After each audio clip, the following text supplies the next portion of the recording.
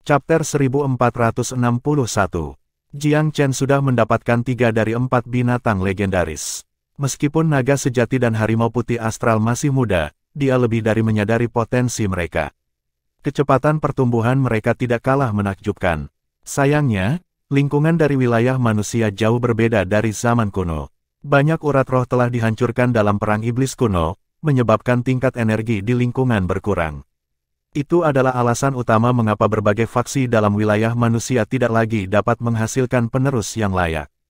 Tanah itu tidak lagi subur untuk mengembangkan bakat seperti itu. Singkatnya, wilayah manusia hidup melalui era kemunduran besar.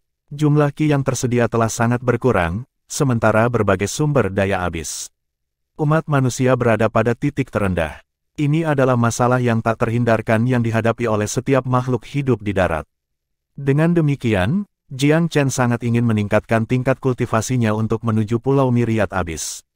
Menurut uraian Huang, pulau itu harus dipenuhi dengan ki yang berlimpah dan para ahli yang kuat, yang mencerminkan benua ilahi jurang suci di zaman kuno. Seorang pria harus selalu mengincar ketinggian yang lebih tinggi.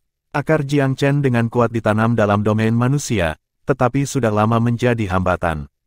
Terobosan hanya akan tumbuh lebih sulit dan jarang jika dia tidak mencari padang rumput yang lebih hijau. Tempat yang tidak memiliki ki akan membumikan dia dari pengejaran akan dao surgawi. Dia harus pergi, namun, dia harus mencapai tingkat kekuatan tertentu sebelum pergi, atau kematian hanya akan menantinya di jalan di depan.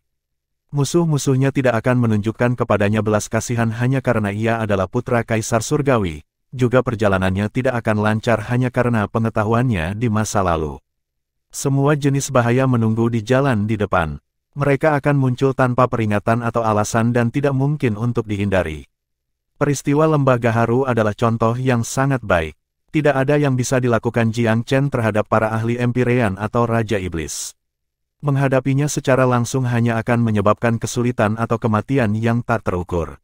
Benua Divine Abyss sangat luas tak terkira.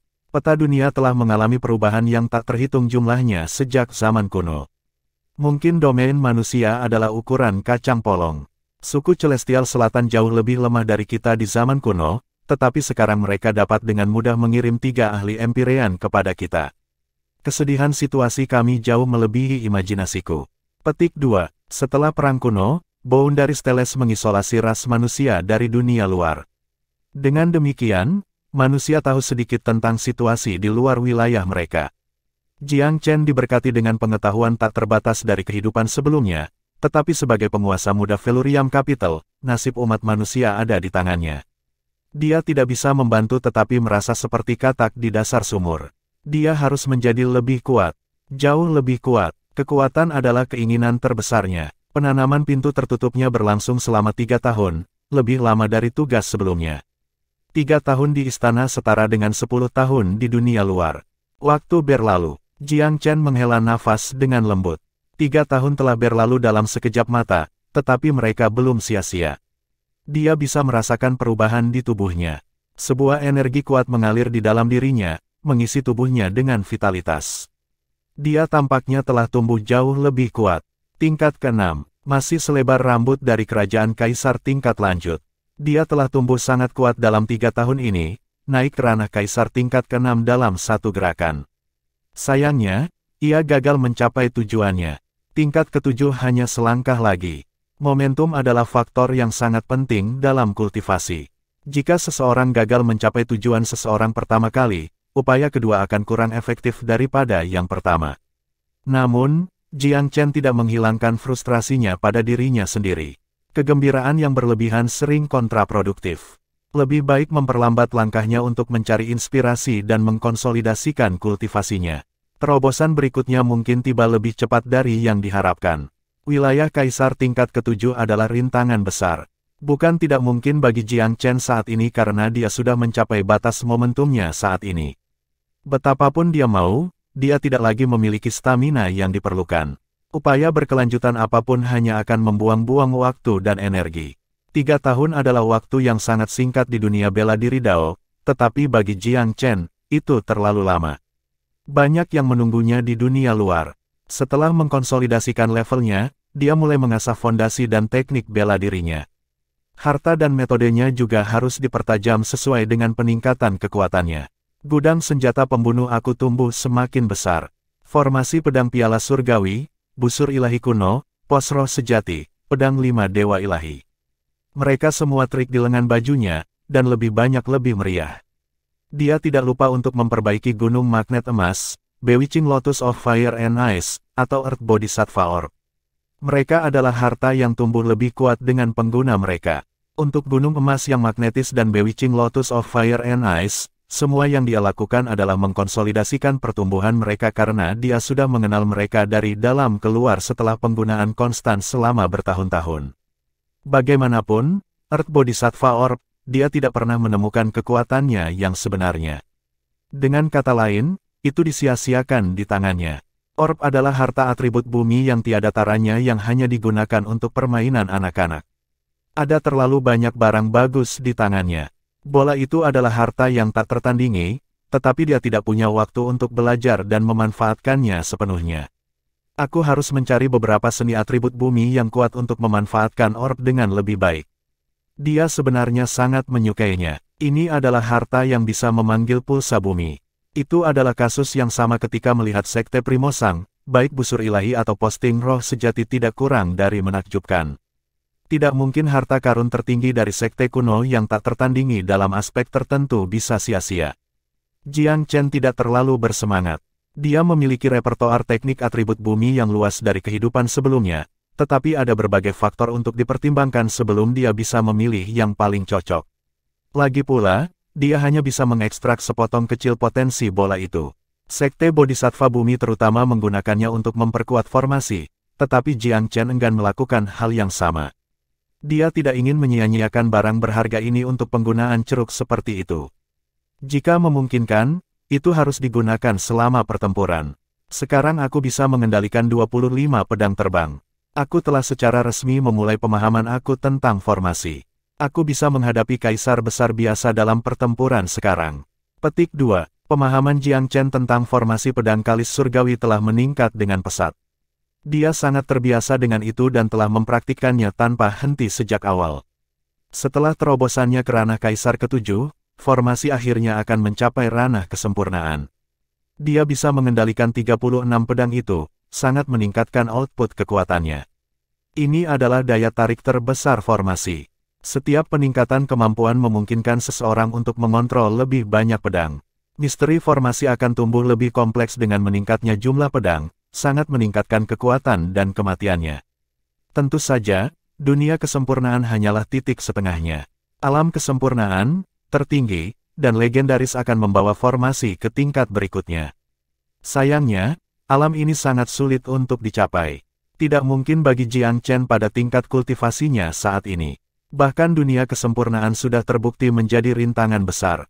Dia yakin bahwa setelah terobosannya ke ranah kaisar ke-7, dia dapat dengan mudah membunuh kaisar-kaisar besar dengan formasi jika mereka tertangkap basah.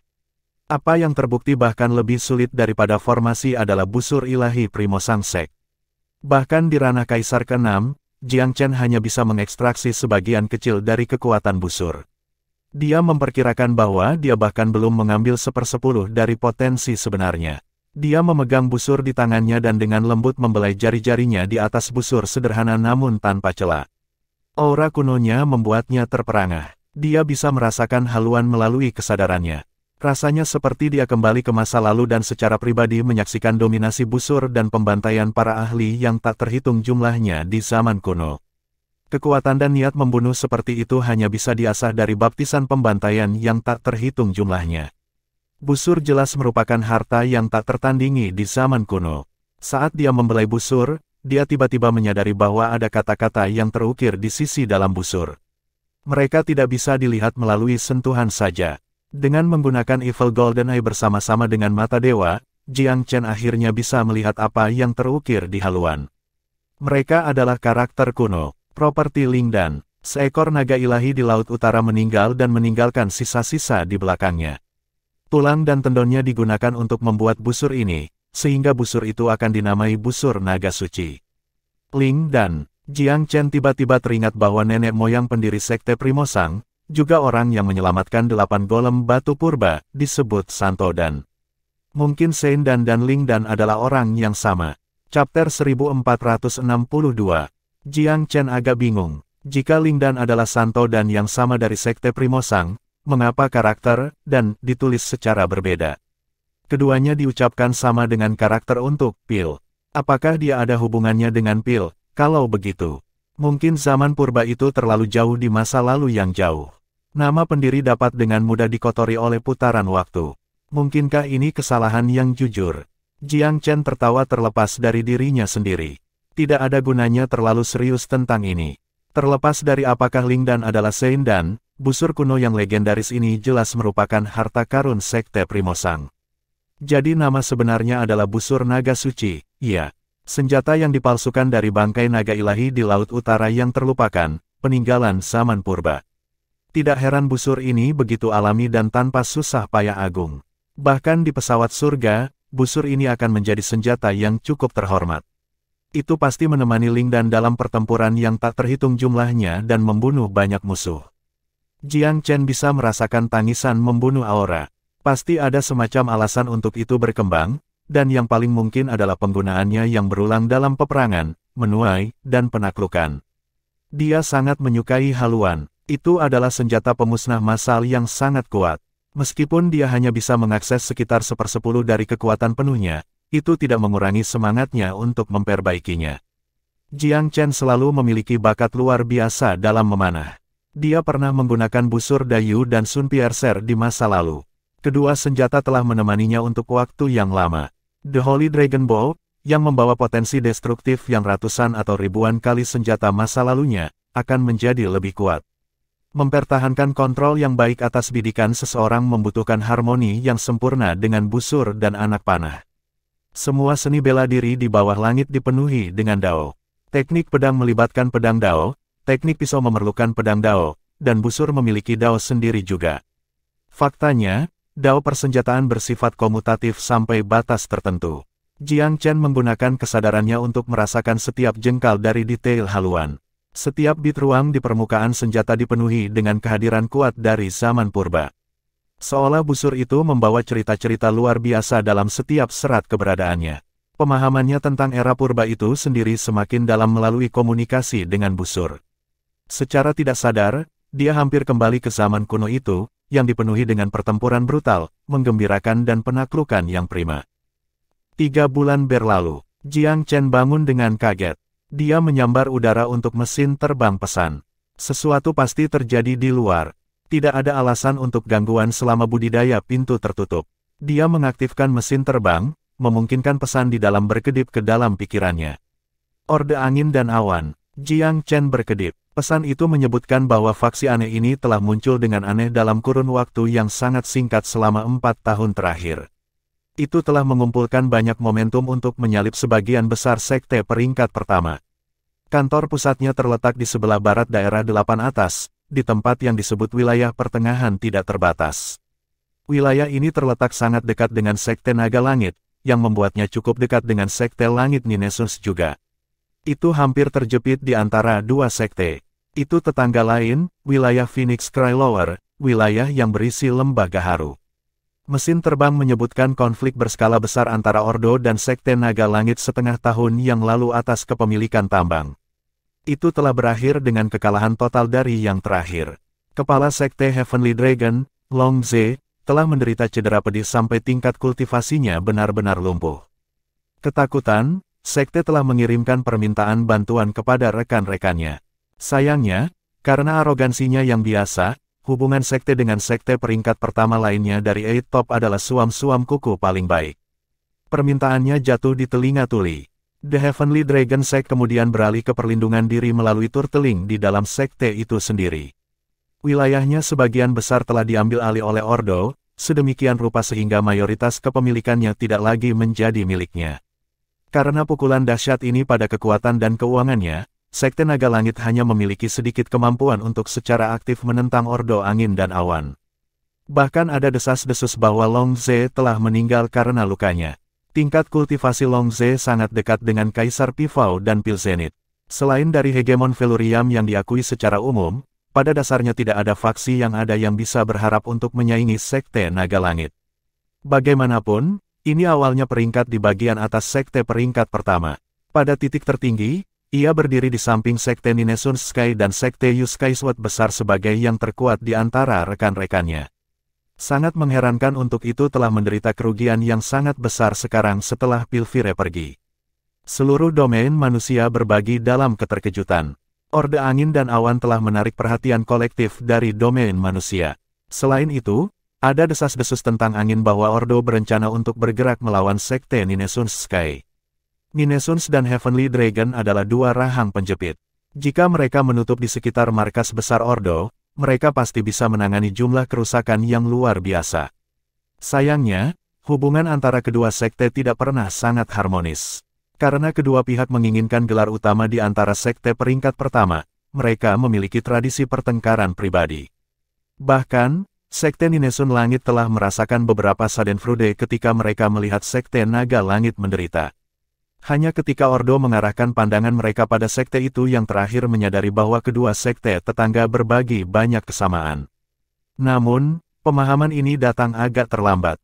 Sekte Naga Langit tidak lagi memiliki kekuatan untuk bertarung, apalagi bersekutu dengan sekte Langit Ninesun dalam perjuangan sampai mati. Ini berarti bahwa Ninesun harus menghadapi pedang Ordo sendirian. Sekte Ninesun Sky dipaksa ke ujung keputusasaan. Awalnya, itu bertetangga dengan sekte naga surgawi dan modal surgawi abadi. Jiang Chen telah menghancurkan modal surgawi yang abadi dan sekte naga langit sekarang tidak ada fungsinya. Dengan itu, wilayah order membentang ke beberapa wilayah atas. Karena urgensi situasi, sekte Ninesun Sky sangat merasakan tidak adanya sekutu dekat. Itu terpaksa meminta bantuan dari Velurium Capital. Jiang Chen mengerutkan kening ketika dia selesai membaca dengan cermat isi mesin terbang. Dari mana datangnya Orde Angin dan Awan ini? Apakah ini dalang di balik penipu itu beberapa tahun yang lalu? Petik 2. Dia punya beberapa tebakan tentang pembuatan birnya sendiri. Mustahil bagi munculnya raksasa semacam itu selain dari yang direncanakan. Itu jauh lebih mungkin bahwa Ordo Angin dan Awan telah memulai perencanaan dan persiapan jauh sebelumnya.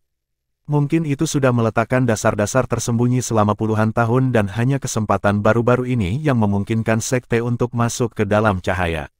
Bagaimana mungkin sekte pemula seperti itu mengalahkan sekte peringkat pertama yang berpengalaman seperti Heavenly Dragon Sect?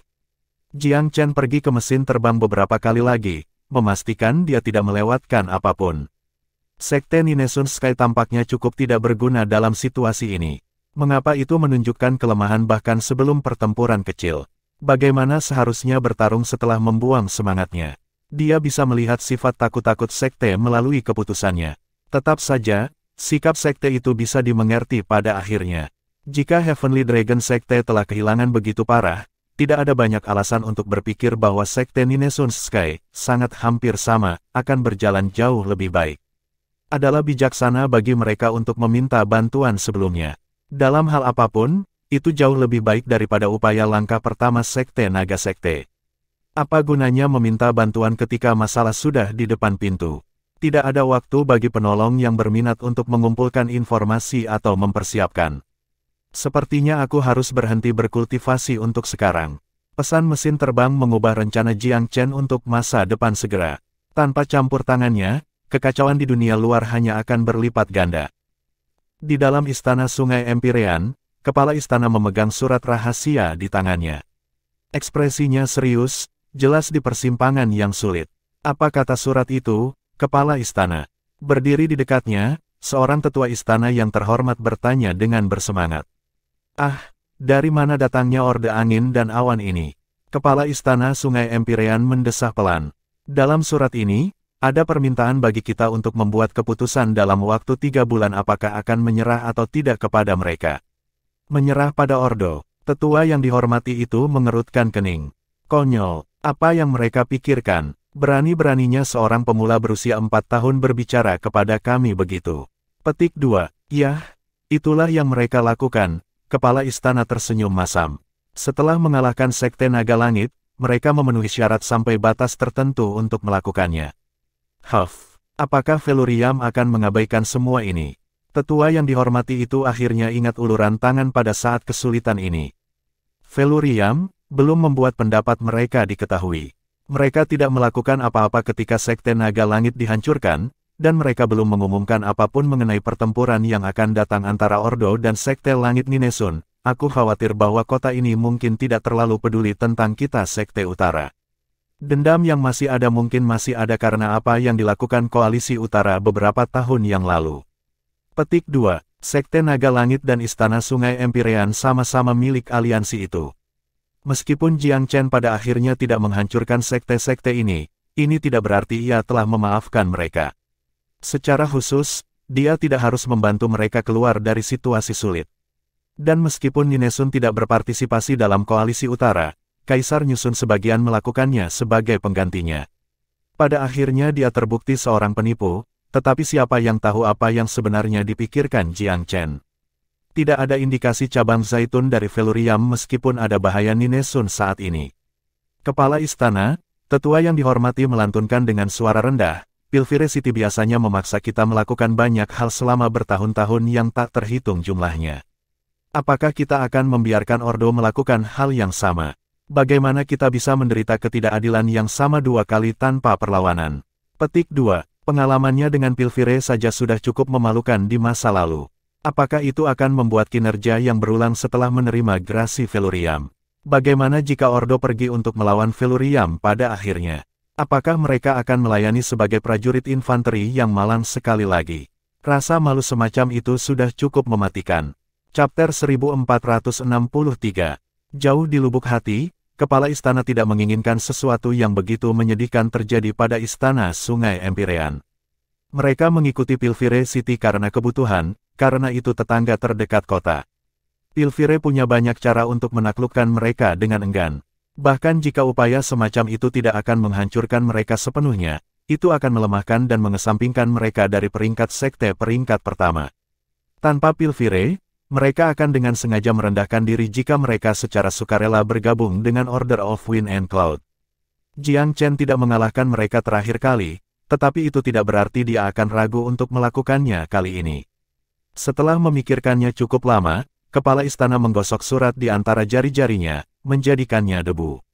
Lupakan semuanya, istana Sungai Empyrean telah keliru sekali, dan kami tidak akan melakukannya lagi. Kenaikan pesat Ordo harus memiliki faksi dan agenda tersembunyi di baliknya. Mungkin prahara menjulang di Cakrawala lagi. Mungkin bijaksana bagi istana Sungai Empyrean untuk berlindung. Kepala istana, pemeliharaan diri adalah strategi terburuk. Tetua yang dihormati itu menggelengkan kepalanya. Aku pikir kita harus melihat pada sikap Feluriam. Tuan muda Jiang Chen memiliki ambisi, ketajaman, dan kemampuan. Dia tidak akan diam-diam berdiri dan membiarkan Ordo mengamuk dengan bebas. Tidak mungkin faksi baru ini tidak membangkitkan kemarahan Feluriam. Aku pikir Feluriam belum membuat pemikirannya diketahui karena mungkin mengamati semua orang secara rahasia. Menguji reaksi kita, mungkin. Petik 2. Kata-kata ini adalah pengingat yang tajam bagi kepala istana, tetua itu benar. Feluriam adalah faksi terkemuka yang diakui secara publik dari seluruh wilayah manusia. Seharusnya yang paling peka dan reaksioner terhadap sebuah faksi sama rakusnya dengan Ordo. Mengapa belum bereaksi, mengingat informasi itu? Adakah yang bisa menjamin ini bukan ujian kesetiaan? Kuil Sublime Court dan Sekte Dewa Bulan menerima misi fest serupa pada waktu yang hampir bersamaan. Ambisi Order secara terang-terangan ditampilkan di dalam.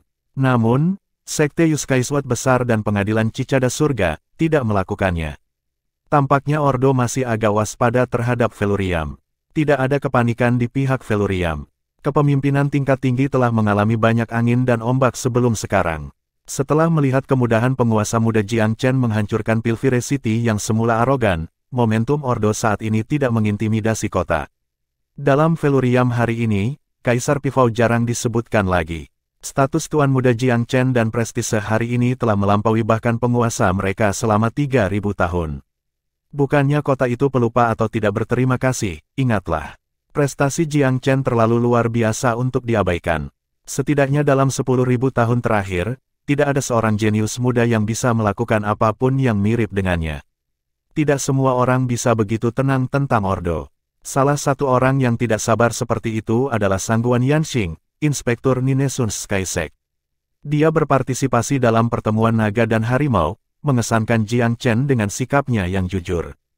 Keberadaannya adalah pelumas antara pemuda dan sekte itu. Sekarang Ninesun berada di bawah ancaman dari Ordo, dia adalah orang untuk pekerjaan berat meminta bantuan dari Felurium Capital. Alasannya sangat sederhana, dialah yang paling cocok dengan Jiang Chen. Sekte Ninesun Sky menjauhi urusan koalisi utara beberapa tahun yang lalu. Kaisar Nyusun belum berhasil membodohi mereka agar berpartisipasi. Keputusan ini berarti bahwa tidak ada permusuhan sama sekali antara Felurium dan sekte. Pengungkapan tipuan penipu belum mengungkapkan keberadaan pria sejati. Justru karena kurangnya kekakuan antara Ninesun dan Jiang Chen, sekte berpikir itu bijaksana untuk meminta bantuannya. Dua tetua yang dihormati yang paling sedih terhadap pemuda itu, Wu Gong dan Chen Lei, tidak menentang gerakan tersebut. Sikap keras Ordo telah cukup mengisolasi Ninesun Sky Sect. Tanpa mengandalkan kekuatan Felurium, mereka bisa menjadi sekte naga langit kedua. Hanya mengingat sekte yang hampir hancur dalam waktu sesingkat itu menakutkan seluruh sekte Ninesun Sky. Tidak ada kebebasan Schadenfreude, hanya kesedihan yang aneh untuk saingan yang sebanding. Sudah hampir 3 bulan sejak kedatangan Sangguan Yanxing di Felurium. Sayangnya, semua orang mengatakan kepadanya bahwa Jiang Chen sedang berkultivasi tertutup. Dalam dunia bela diri Dao, budidaya pintu tertutup hanya sedikit kurang penting daripada masalah hidup dan mati yang sejati. Dengan kata lain, orang-orang di balik pintu tertutup biasanya tidak akan terganggu tanpa keadaan darurat yang luar biasa. Mudah untuk membuat penyimpangan kultivasi dengan gangguan. Taoist Coiling Dragon, kapan Tuan Muda Jiang Chen keluar dari kultivasi? Apakah kamu memiliki jangka waktu semacam itu? Sangguan Yanxing sangat cemas. Bagaimana aku tahu ketika Tuan Muda menyelesaikan pengasingannya? Kaisar Coiling Dragon tersenyum masam. Aku berani mengatakan Tuan Muda itu sendiri tidak akan bisa memberimu tanggal tertentu. Sangguan Yanxing hendak meledak terbakar. Musuh ada di gerbang. Ordo itu sangat ambisius. Tidak puas dengan sekte naga langit sendirian, sekarang bergerak melawan sekte langit Ninesuns. Jika kita tidak bisa menghentikannya, domain manusia akan lebih menderita daripada yang pernah terjadi di bawah Pilvire City. Petik 2. Ini tidak sepenuhnya berlebihan. Tindakan terbaru Ordo memang telah membuat domain manusia menjadi panik.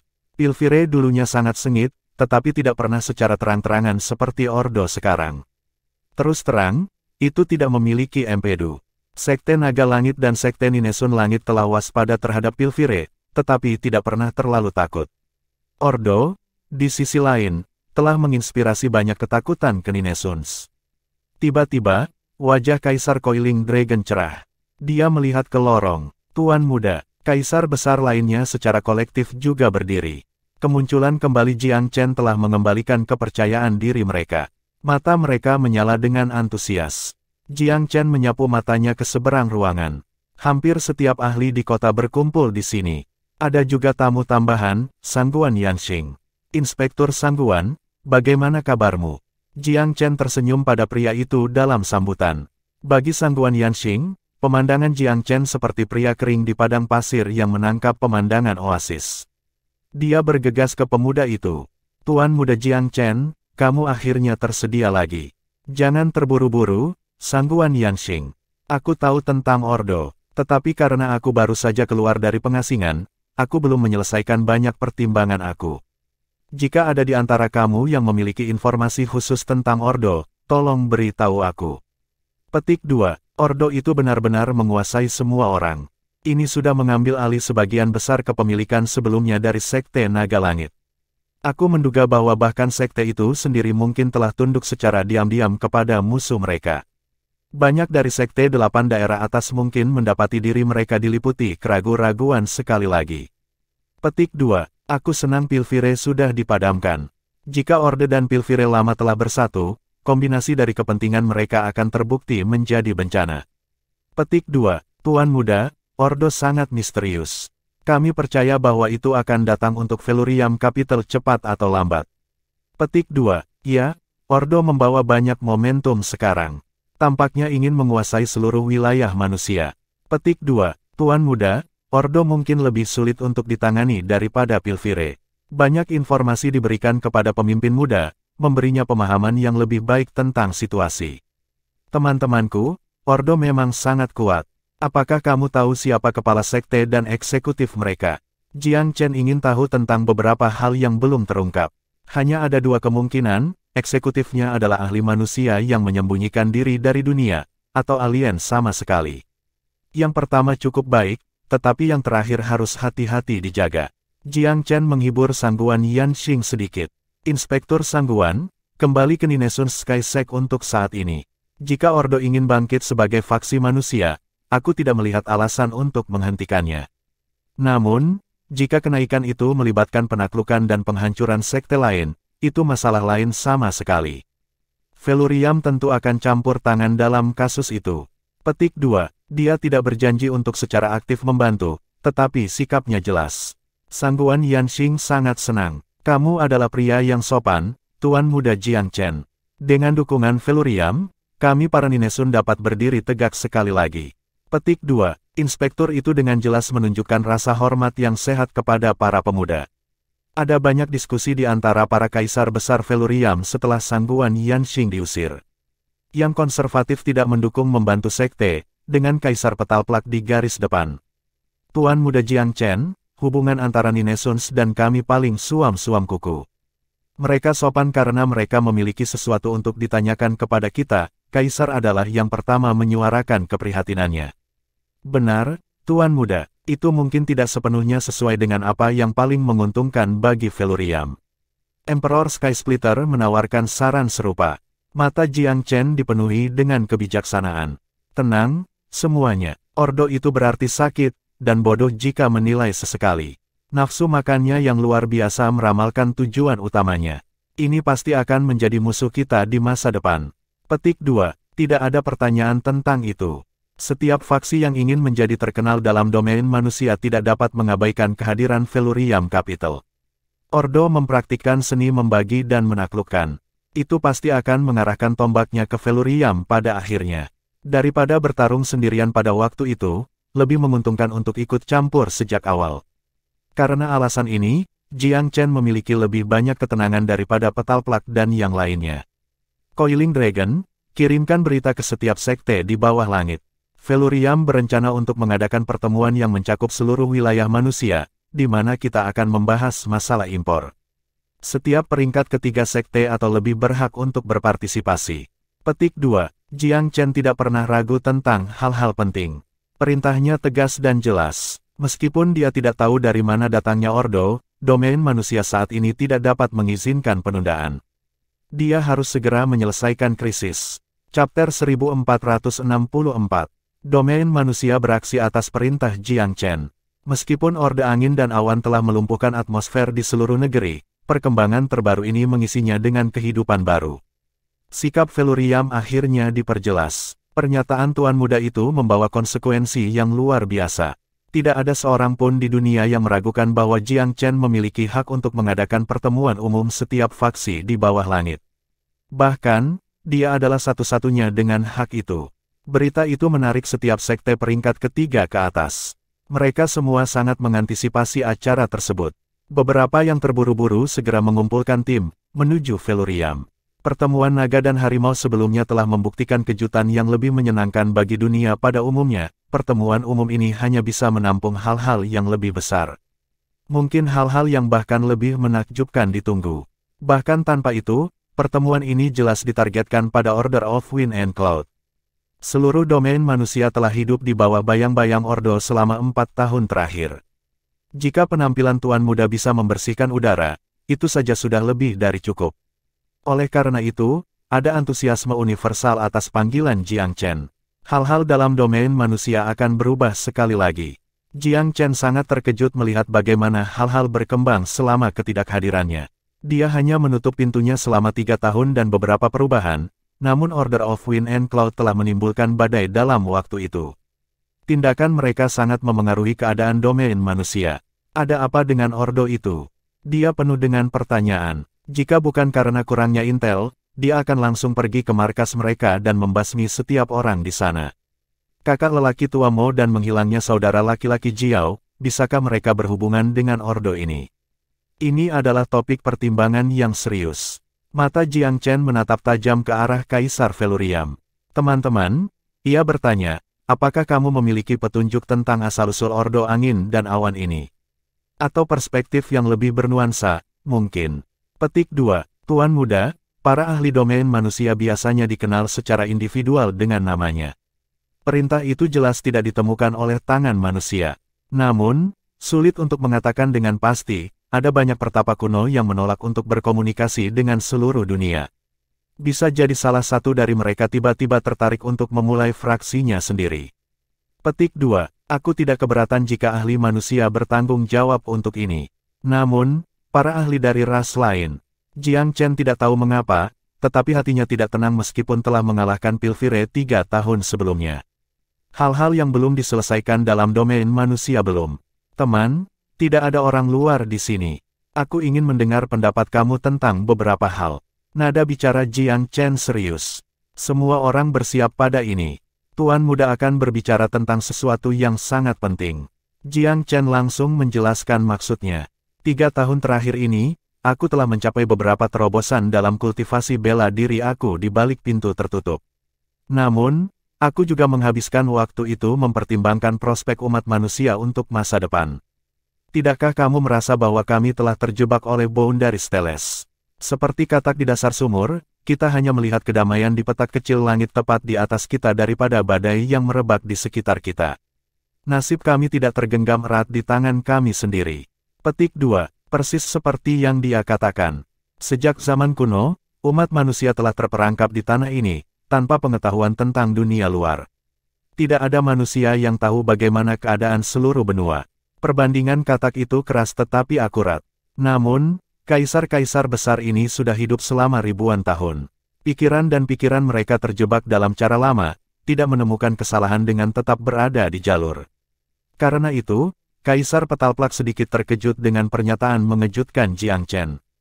Tuan muda Jiang Chen, setelah perang penyegelan iblis kuno, Boundary Steles didirikan untuk menjaga ras terpisah secara damai. Ada kelebihan dan kekurangan untuk semuanya.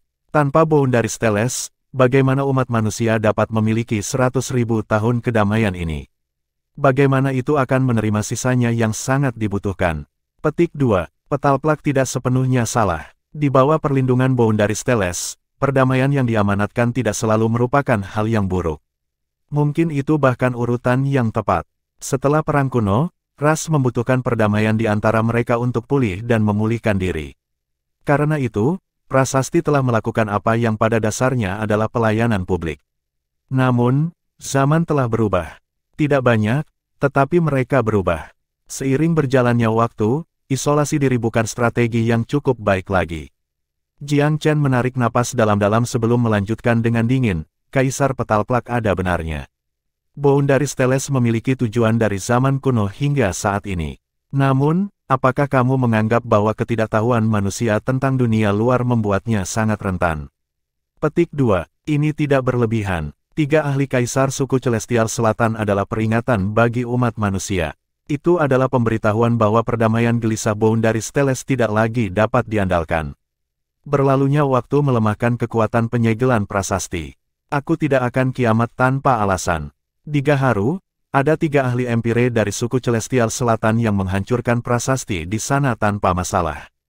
Jika bukan karena nafsu mereka untuk prestasi dan pembebasan tak sengaja Raja Iblis Surgawi dari ikatannya, hal-hal buruk sudah akan terjadi di wilayah manusia. Petik 2. Meskipun 3 pakar Empirean tidak akan menghancurkan seluruh domain manusia, mereka juga akan melakukan kerusakan signifikan pada itu. Selama mereka mempertahankan kesabaran dan niat untuk serius mengatur operasi di sini, tidak sulit untuk mengambil alih domain manusia. Apa artinya ini? Kedamaian yang diamanatkan oleh Boundary Steles menjadi semakin tidak bisa diandalkan.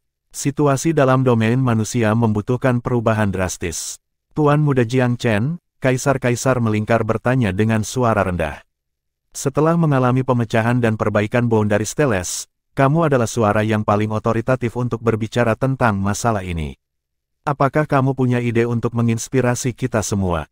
Petik 2. Kedekatan Kaisar dengan Jiang Chen terungkap dalam pernyataan ini. Kata-kata Tuan Muda langsung tampak kurang otoriter. Jiang Chen sedikit mengangguk. Aku sudah merenungkan hal itu selama 3 tahun terakhir. Aku merasa bahwa domain manusia perlu menghancurkan konvensi lama sebelum dapat dibangun kembali. Jika kita bersarang dalam batas-batas Steles batas kita dan berpura-pura tidur, kita tidak akan memiliki kedamaian untuk waktu yang lama. Petik 2. Mengapa kamu mengatakan itu? Semua orang menjadi serius. Suku Celestial Selatan pastinya hanya yang pertama dari banyak. Apakah tidak ada banyak batas-batas dalam domain manusia? Ketika Timur jatuh, kita harus memperbaiki Timur, dan hal yang sama berlaku untuk Barat. Tapi apakah kamu sudah mempertimbangkan kemungkinan bahwa prasasti bisa jatuh ke segala arah sekaligus? Di mana kita seharusnya memperbaikinya? Petik 2. Domain manusia adalah gubuk kumuh. Tidak ada masalah di cuaca cerah, tetapi ketika hujan dan badai datang, siapapun yang tinggal di dalam langsung merasakan efek negatifnya. Nada suara Kaisar Petalplak sangat buruk. Tuan Muda Jiang Chen, Boundaris Teles telah ada sejak zaman kuno. Mungkin prasasti Agarwot yang rusak hanyalah peristiwa acak yang terisolasi. Mengapa harus representatif? Aku pikir bahwa Boundaris Teles tidak perlu disentuh jika mereka masih baik-baik saja, kan? Petik 2. Jiang Chen tidak benar-benar ingin menyentuh prasasti. Dia hanya ingin menggunakannya untuk membuat celah dalam pola pikir orang-orang yang sangat terbatas ini. Terus terang, para Kojers tua ini telah kehilangan ketajaman muda mereka. Satu-satunya hal yang mereka pikirkan adalah mempertahankan tanah dan kepemilikan mereka saat ini. Sangat sulit untuk memaksa pikiran mereka untuk secara aktif berkeliaran di luar tujuan konservatif itu.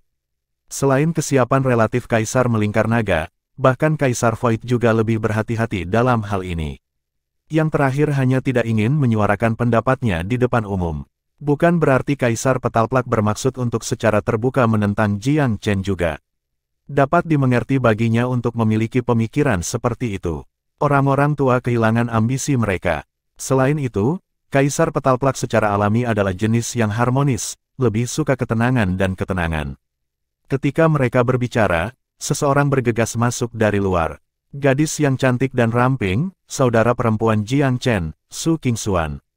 Karena dia secara nominal adalah murid Sekte Dewa Bulan, Su Qingxuan secara teoritis tidak punya hak untuk memasuki pertemuan eksklusif ini. Namun, dia sedang terburu-buru tanpa humor hari ini. Saudaraku, Sekte Suci Dewa Bulan, Susan ada di sini. Dia berkata, Su Qingxuan ragu-ragu di sini, menatap khawatir pada kaisar-kaisar besar yang berkumpul di sini. Jangan khawatir, kami berada di antara perusahaan yang baik di sini. Silakan dan katakan apa yang harus kamu katakan. Petik 2. Su Qingxuan mengangguk. Maiden Suci Susan telah tiba dengan berita bahwa Boundaris Stellar di barat laut Sekte Dewa telah menunjukkan tanda-tanda retak. 3 sekte dan semua elit yang tersedia telah pergi untuk menyelidiki. Gadis suci di sini untuk memberitahu kamu tentang perkembangan mendadak ini. Petik 2. Ada keheningan mutlak di berita. Bagian barat laut adalah tempat yang luas dan sunyi, gurun yang benar-benar tanpa kehidupan. Di gurun itu, para ahli kuno membangun prasasti batas untuk bertahan melawan suku-suku barbar dari arah itu. Prasasti batas ini jauh lebih penting daripada yang lainnya. Pada zaman kuno, ras yang mengerikan hidup ke arah itu, suku Savage Embiteret. Suku ganas yang dipalsukan sesuai dengan namanya, sangat biadab dan biadab. Tempat tinggalnya memiliki kondisi kehidupan yang keras dan pahit. Justru karena sulitnya kondisi-kondisi itulah suku tersebut memiliki sifat alami yang tangguh dan primitif. Itu sebabnya mereka membawa nama mereka. Suku Savage yang pahit pernah menjadi musuh abadi umat manusia di zaman kuno. Setiap kali mereka melakukan invasi, umat manusia menderita kerugian yang sangat besar. Dapat dikatakan secara adil bahwa sebelum invasi iblis, suku Savage yang dipalsukan adalah musuh dan mimpi buruk manusia nomor 1. Chapter 1465. Berita tak terduga itu langsung memburuk suasana. Secara khusus, ketenangan muda Kaisar Petalplak berubah menjadi kerutan suram. Beberapa saat yang lalu, dia berargumen bahwa kesengsaraan Boundaris Teles Agarex hanyalah kebetulan belaka. Tapi sekarang, celah juga muncul di Northwestern Stella. Ketika hujan benar-benar menuangkan, suku Celestial Selatan menunggu di luar Boundaris Stella Agarwot, sebuah suku yang lebih lemah dari umat manusia pada zaman kuno. Dan mereka mengirim 3 ahli Empyrean. Petalplak merasa itu sulit dipercaya. Namun, Northwestern Stella adalah tembok pertahanan yang bona fide. Jatuhnya akan memicu invasi tertentu dari suku Savage Embiteret. Semua akumulasi kebencian dan frustrasi menunggu untuk dilepaskan pada umat manusia. Prospek itu terlalu mengerikan untuk dibayangkan. Masalah sepele tidak akan pernah mengganggu seorang gadis yang cerdas dan optimis seperti Su Qingxuan, tetapi kepanikan samar di wajahnya mengatakan itu terlalu jelas. Situasinya jauh lebih buruk dari yang dibayangkan siapapun. Tumbuh di Sekte Dewa Bulan, dia sudah lama tahu tentang suku menakutkan yang hidup di luar gurun barat laut. Tidak ada yang diizinkan mendekati Stella tanpa alasan yang jelas. Lebih buruk lagi, menghancurkannya akan menjadi kejahatan terhadap kemanusiaan. Ajaran-ajaran ini telah membuatnya sangat terkesan sejak masa kecilnya. Semua sekte dekat prasasti memperingatkan murid-murid mereka. Justru kepentingan Stella yang hebat itulah yang memicu pertentangan Petalplak. Biasanya, Kaisar Agung adalah dua sepatu yang baik yang tidak pernah menyinggung siapapun. Tapi Steles tidak bisa disentuh. Protes out of karakternya telah lahir dari gagasan yang mengakar. Jiang Chen tidak mengatakannya dengan banyak kata, tetapi dia menyiratkan dia ingin pergi keluar. Untuk hanya menyarankan itu bertentangan dengan keyakinan Petalplak. Kepala di luar, apakah itu berarti secara sukarela melanggar boundary Steles? Itu akan menjadi dosa yang tidak termaafkan terhadap kemanusiaan. Jiang Chen adalah Tuan Muda Velurium, dan kata-katanya adalah hukum di antara umat manusia, tetapi Petalplak tidak bisa memaafkan perilaku seperti itu. Seperti sekotak misteri, tidak ada yang bisa meramalkan malapetaka apa yang bisa terjadi begitu Steles pecah. Jiang Chen menghela nafas pada dirinya sendiri. Dia bisa melihat ketakutan mendalam dan kepanikan yang ditimbulkan oleh berita itu pada semua orang yang hadir. Bahkan harimau betina saudaranya tidak kebal. Tapi dia belum diindoktrinasi seperti mereka. Mungkin dia adalah satu-satunya manusia di seluruh wilayah manusia yang tidak memegang Steles dalam penghormatan religius seperti itu. Mantan Jiang Chen berada pada level yang terlalu rendah untuk tahu apa yang diwakili oleh Steles. Dia sendiri telah mengetahui tentang mereka beberapa saat setelah reinkarnasinya, tetapi dia menerimanya dengan tenang berkat karakter dan pengalamannya. Baginya, prasasti tidak berarti banyak, dan tentu saja bukan objek ketakutan. Dalam kehidupan sebelumnya, ada banyak batasan antara pesawat yang berbeda. Rintangan seperti itu tidak mudah dilanggar, tetapi begitu mereka, perang planar yang mengerikan akan terjadi. Dia melihat mereka terlalu banyak untuk dihitung. Terkadang, semakin seseorang takut akan sesuatu, semakin besar kemungkinan itu akan terjadi. Tetapi jika seseorang menerimanya, maka tiba-tiba itu tidak begitu menakutkan. Misalnya, prasasti batas ini. Tidak ada Steles yang ada sebelum perang penyegelan iblis kuno.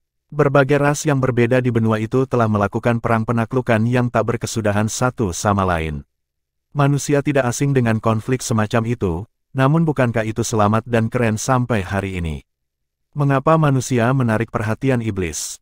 Mengapa domain mereka menjadi zona pertempuran utama perang? Bukankah itu karena kemakmuran mereka? Secara alami, keadaan historis khusus telah menjamin keberadaan prasasti. Tetapi waktu telah berubah dan mereka tidak lagi begitu penting. Jadi mengapa takut pada mereka? Semua orang, prasasti Agarwalk pecah, sementara yang ke barat laut mungkin tidak bertahan lebih lama. Mungkin kita akan segera mendengar berita serupa dari timur laut. Tanyakan pada dirimu sendiri, mengapa? Satu persatu, tatapan jelas Jiang Chen menyapu kerumunan. Ketika Pilzenit mendirikan aliansi utara, dia menuduh aku melanggar prasasti dan berkolusi dengan ras asing. Mengapa? Sederhana, Steles adalah subjek yang terlalu masuk akal. Tabu semacam itu pasti akan membangkitkan permusuhan semua orang. Petik 2. Dia membiarkan argumen rasional yang berbicara. Pasti ada alasan keruntuhan kolektif mereka. Itu tidak bisa serangan gabungan dari ras lain, karena tidak mungkin bagi mereka untuk mengoordinasikan upaya mereka. Pada akhirnya, itu bermuara pada Steles sendiri yang kehilangan efektivitasnya. Petik 2. 3 pembangkit tenaga listrik kecil Empirean, tidak peduli seberapa kuat, tidak akan pernah melanggar boundary Stele yang baru. Di mana ada asap di situ ada api. Jiang Chen percaya ini adalah kesempatan bagi umat manusia. Petalplak berubah menjadi kuburan. Setelah berpikir dengan hati-hati, kata-kata Tuan Muda itu terlalu masuk akal untuk disangkal, tidak peduli seberapa besar keinginannya. Tuan Muda, wilayah Embiteret Savage tampaknya terletak di luar gurun barat laut. Umat manusia tidak mampu mendapat invasi dari mereka, Slavoid. Berkat pengaruh Kaisar Pifau, dia diberikan untuk meratapi nasib manusia. Tuan Muda, apakah ada solusi? Stella Agarwalk dapat diperbaiki, jadi mengapa kita tidak melakukan hal yang sama untuk yang lain? Pemikiran Coiling Dragon sangat sederhana. Jiang Chen menghela nafas dengan senyum masam. yang ada di Agarwold menyatu dengan formasi Sekte Primosang. Aku tidak bisa memperbaikinya tanpa sumber daya dan seni rahasia yang ditinggalkan oleh Sekte kuno sebaliknya. Meski begitu, formasi yang diperbaiki masih jauh dari aslinya, sehingga kekuatan stele mungkin kurang dari 60% dibandingkan dengan zaman kuno. Sedangkan untuk Northwestern Stele, sulit untuk berkomentar sebelum aku melihatnya dengan mata kepala sendiri. Petik 2. Su Qingxuan memohon, saudaraku, gurun barat laut adalah satu-satunya hal yang berdiri di antara kami dan invasi dari kaum Savage. Kamu harus memikirkan cara. Petik 2. Jiang Chen tetap diam. Dia tidak memiliki pengetahuan paling mendasar tentang stele Northwestern. Apa yang harus dia lakukan? Lebih penting lagi, dia mengirim panggilan untuk aliansi besar belum lama ini. Bagaimana dengan pertemuan itu jika dia lari ke barat laut? Apa yang akan dipikirkan seluruh dunia tentang Feluriam? Atau tentang dia? Ada juga Ordo Angin dan Awan yang mengasah bilahnya dan mengamati Sekte Ninesuns Langit seperti seekor harimau yang meneteskan air liur ke mangsanya. Sebuah perjalanan jauh akan bermain langsung ke tangan Ordo. Kaisar Mountain Truce tiba-tiba menamparkan pahanya. Tuan muda, mungkinkah Ordo berada di balik masalah di barat laut? Bukankah mereka berada sangat dekat dengan Gaharu? Mereka bahkan mungkin memiliki andil dalam pelanggaran stele itu. Petik 2. Abus dengan ide-ide, hipotesis mendadak ini tiba-tiba menyergapnya. Jiang Chen bergetar. Dia tidak pernah mempertimbangkan jalur pemikiran ini. Kedengarannya aneh, tetapi setelah beberapa refleksi, itu adalah kemungkinan nyata. Bisakah Ordo menjadi hina ini? Jika demikian, mereka adalah sampah bumi. Coiling Dragon berteriak dengan marah. Semua orang memandang Jiang Chen. Dalam kabut kebingungan ini, pemuda itu adalah satu-satunya sinar cahaya mereka. Mereka semua menunggu kesimpulannya. Jiang Chen mengarahkan pandangan lembut. Ada terlalu banyak kemungkinan. Aku harus mengatakan, ide Kaisar Mountain Truce memang memiliki beberapa kelebihan. Petik 2. Orde Angin dan Awan menjadi semakin mencurigakan. Tidak ada yang pernah mendengar tentang faksi ini sebelumnya, namun tiba-tiba muncul entah dari mana dan menjadi terkenal dalam 4 tahun yang singkat. Itu tidak terlalu kuat, namun tidak ada sekte lain yang bisa menyaingi strukturnya yang ketat dan rahasia yang menakutkan. Tidak ada kekurangan, tidak ada desas-desus. Itu terdengar sederhana, tetapi hampir mustahil untuk dicapai. Dilema kini ada di depannya.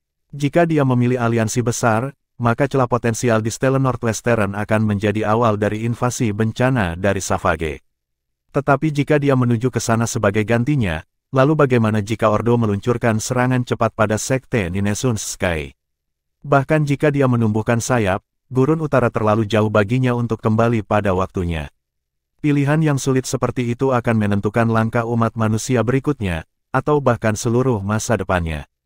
Hal pertama, Kaisar Skysplitter akhirnya berpendapat. Tuan muda, prasasti hanya melemah. Itu belum mencapai titik belum kembali. Petik 2. Petalplak mengangguk. Sepakat, tidak akan mudah rusak. Faktanya, apakah kita yakin suku Savage Embut yang selamat dari kondisi sulit di luar penghalang? Bahkan jika mereka melakukannya, apakah mereka sekuat dulu? Dan meskipun begitu, gurun itu tidak mudah diseberangi. Petik 2. Itu tidak berlebihan untuk menggambarkan gurun sebagai tempat terpencil di mana tidak ada makhluk yang bisa bertahan hidup. Memang, gurun akan terbukti menjadi penghalang yang sulit bagi kaum Savage dalam perjalanan mereka ke jantung tanah umat manusia.